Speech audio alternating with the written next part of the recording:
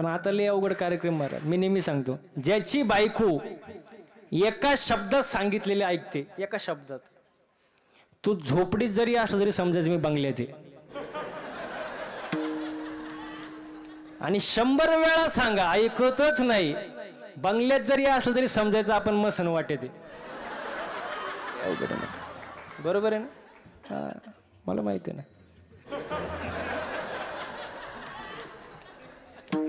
लय अवघड मार.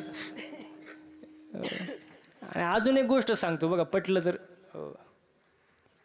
जी बायको आपल्या नवऱ्याला देव समजती, देव, तिच्या चपलीचं पण दर्शन घ्यावं.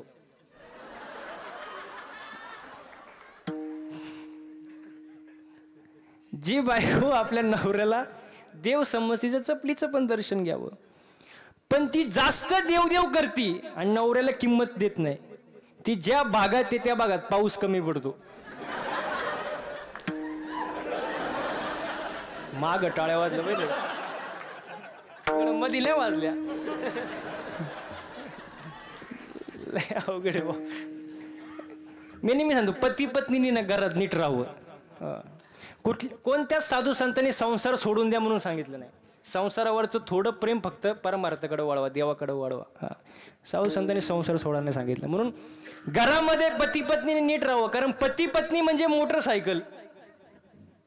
पती पत्नी म्हणजे मोटरसायकल. नीट ऐका आता, ज्याला समजल त्याला समजल बरं का. पती पत्नी म्हणजे मोटरसायकल. पुढचं चाक म्हणजे पती, मागचं अजून लग्न नाही, तुला बरं माहिती पत्नी. मग अशी प्रतिज्ञा विचारलं, भारत देश माझा. पुढचं चाक म्हणजे पती, मागचं पत्नी. पुढचं नवरा, मागचं बायको. पण मागचं चाक थोडं भाव खातं. मागचं चाक थोडं भाव खातं. तुम्ही म्हणाल का? कारण त्यांना असं वाटतं चैन मागच्याच चाकाला आहे, थोडं काय करतं, भाव खातं. पण मला सांगायचं, मागच्या चाकाने भाव खायची गरज नाही, कारण हँडल पुढच्या चाकाला आहे ना. पुढचं चाक खड्ड्यात गेलं, मागचं खड्ड्यातच जाणार ना. म्हणून समतोल महत्वाचा नाही का, बॅलेन्स महत्वाचा आहे ना. आणि याच्या पुढे जाऊन सांगतो मी, बायको अशी असावी की तिने नवऱ्याकडे कधीच काही मागू नये. आता तरी खुश व्हा. बायको अशी असावी तिने नवऱ्याकडे कधीच काही मागू नये. पण नवरा असा असावा तिला कधी मागण्याची वेळच येऊ देऊ नये. आता टाळ्या फक्त मधी, माग नाही बरं. असं समतोल महत्वाचा, बॅलेन्स. नाही तर ते म्हणतील कोणी आणला होता तो महाराज. असं बॅलेन्स ठेवावं लागतं. मग समतोल महत्वाचं आहे जीवनामध्ये. नवरा बायकोने असं प्रेमाने राहावं महाराज. हो. आणि सप्त्याला सुद्धा असं जोडीनं यायचं, जोडीनं. सप्त्याला पण जोडीने, असं एकट्याने नाही यायचं.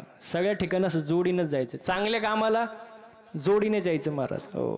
म्हणून मी नेहमी सांगतो, कुठल्या साधू संतांनी संसार सोडा नाही सांगितलं. संसारावरचं थोडंसं प्रेम कमी करून देवाकडे द्या. हीच थोर आणि आवडती भक्ती. कोणती भक्ती ऐका, हेची थोर भक्ती आवडते भक्ती आवडते.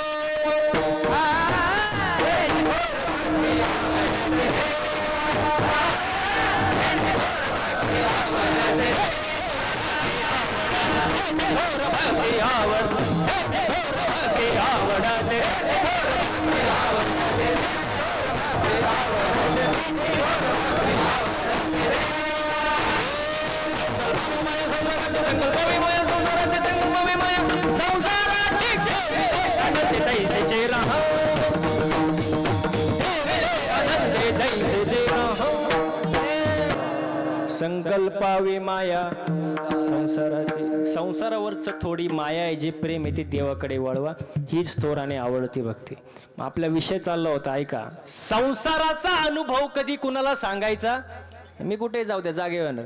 संसाराचा अनुभव कधी कुणाला सांगायचा नाही.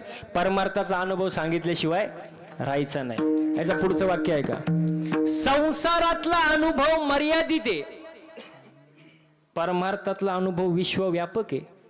संसारातला मर्यादित आहे. बघा, आपल्या बायकोच्या गळ्यातलं सोनं आईला काय फायद्याचं. फायद्याचं नाही, मर्यादित.